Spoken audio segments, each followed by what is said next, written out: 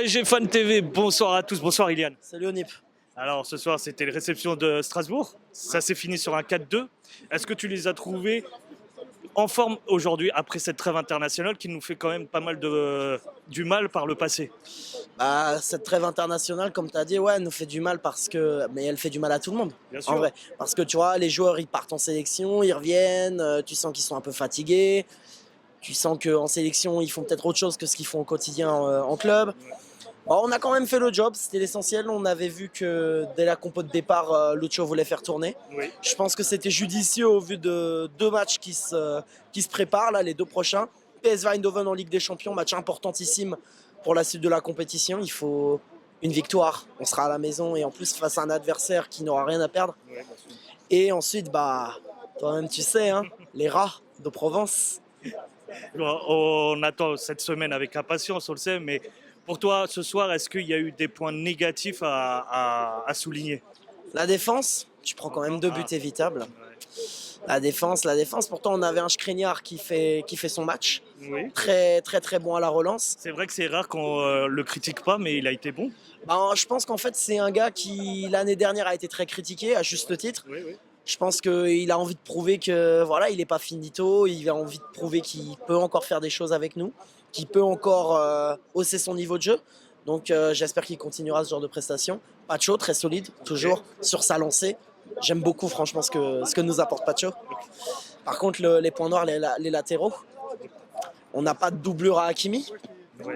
Genre, on s'est séparé de Nordi Mukiele, mais on n'a pas été chercher un autre latéral droit. Par contre, Beraldo latéral gauche, on sait que c'est pas son poste. Il a fait des bonnes interventions, mais il y a des moments où il est retombé dans ses travers, il nous a fait de l'AD.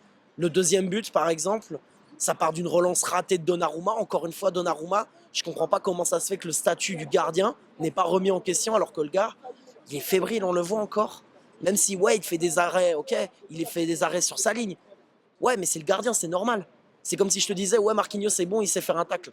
Ouais, d'accord, c'est son métier en fait. Là, Beraldo te refait un truc dégueulasse, il concède un corner largement évitable, on se prend un deuxième but. Moi, ça me fait un peu grincer des dents quand je vois ça, tu vois.